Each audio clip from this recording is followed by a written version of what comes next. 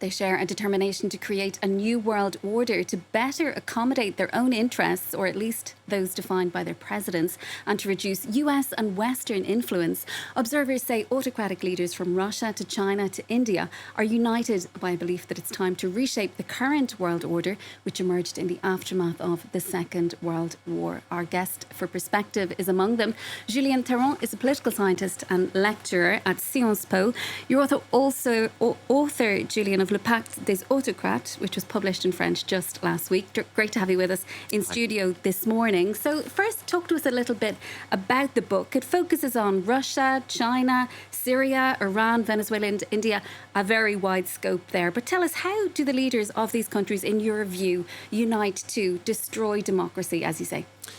First, we define them as three types of autocratic leaders. The first one is authoritarian, which is pretending to be democratic. So they organize elections, but they're not free and fair elections. They have media, but it orders to the power. And actually, opposition media or even like fair journalism is actually having troubles. There is justice, but the justice is at the orders as well. So this is the authoritarian regimes. The central one is classical one, dictatorship, like typically the military junta, Praetorian regimes and these sort of things. And the last one is totalitarian regimes, typically North Korea, for instance. They live in a complete political phantasma about, what they are and how they see the world. So what they have in common is actually the reluctance to go in front of the people and ask if the people actually want their power. They are very reluctant to that. What we describe is actually how they worked together to establish a new world order, which is actually openly said now in a lot of different alliances all over the world. Some are in Africa, some are in Latin America, some are in Central Asia, and all of them criticize democracy by being something which would be only for the West. Democracy would be some cultural thing from the West, when actually the best example of democracy and courage that we see today is coming from Hong Kong, Sudan, Myanmar. These are the real democrats fighting for democracy, meaning because they want to decide who is the leader, right? So we are not very proud here because we are born and live into a democracy. We don't defend it that much. These are the very courageous persons, and they actually are not Europeans. And what can be done to reverse those trends that you're talking to us about there? Is it even possible to do so?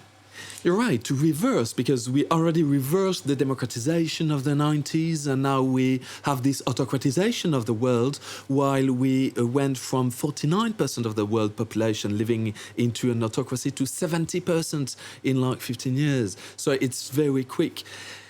To reverse this phenomenon, I think that the first step is to actually take conscious of what is happening, meaning that to realize that autocracies don't want to live next to a democracy because we are a better example for freedom and we are a better example as well for social economic development. So they actually want to destroy democracy within their country as well as outside of it. So being conscious of this phenomenon is the first step, I'm afraid.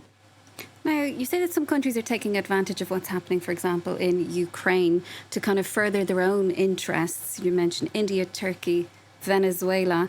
How are these regimes implicitly or explicitly protecting one another?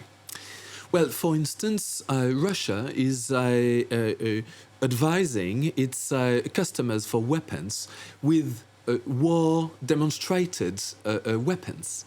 So it's a way to say like, oh, we tested these weapons. It was already the case in Syria when the Minister of Defense, Sergei Shoigu, said like they tested already 200 systems of weapons over there. So this is a way. Another way is, for instance, for the oil. The oil and business actually increased between Russia, India and China. So you see that actually we think from a European point of view that Russia is becoming some sort of pariah or something like that. It's not still the case. In Latin America, in Africa, in Asia, it is not seen as a pariah. It is seen as a, perhaps troublemaker, but troublemaker that wants to redistribute international order, which is seen as too much on the Western side. So they have quite some backers. And do you believe that these autocrats, these dictators, are taking advantages of weaknesses in Western alliances? We might look at Brexit, for example. That's absolutely certain. We don't play with the same cards. First, democratic leaders change quite often, so it means strategic change. And also, they try to find some new solutions to compose with autocrats, and somehow it doesn't work. I take the example of the Minsk Agreement, for instance. During 8 years, we believed that it would be possible to negotiate with Russia, to bring it back to the table of negotiation, for them to leave Ukraine, and so on and so forth. We have been very kind. What happened is actually they finished by invading the rest of the country and now actually threatening the international order as a whole. So, I mean, we were very kind, very soft, and this soft power was actually not working at all in Ukraine. And I'm afraid that we are doing this mistake again in other places in the world. And your book asks essentially, what is the future of democracy? Did you find an answer to that question? Well, I think that we are heading for a huge political struggle. This is a little bit the return of politics, because yes, this is a political question, democracy against autocracy, and that if we don't defend democracy at home, democracies are not perfect, right? It's not like everything's black and white, obviously. But you can be a journalist in a democracy. You can be an independent judge. You can be a militant when you can't in a harsh political system. So, yes, I think that being conscious of that is the first step. Now, China, just finally, China and Russia, for example, argue that the current world order is essentially characterised by US values, and they're trying to impose Western ideas about democracy, so they say. How appealing is that idea to other leaders, if we look, for example, to Venezuela and Maduro? They use, and this is a part actually of this unsaid pact that we are talking about, they use the same rhetoric, anti-Western rhetoric, and they culturalize, if I may say, democracy by saying, oh, this is only a Western thing. You know, you can't be a Democrat if you're not Western. This is a tool for domination, they say, right? But this is just a way to say that it's actually quite determinist. It's not to say borderline racist, to say, oh, you're Chinese, you can't have democracy. Or you're African, you can't have democracy. Or you're Venezuelan, you can't have democracy. And why is that, you know? Why can't people be free in their own country and decide for their own leaders? I don't see this as the same way.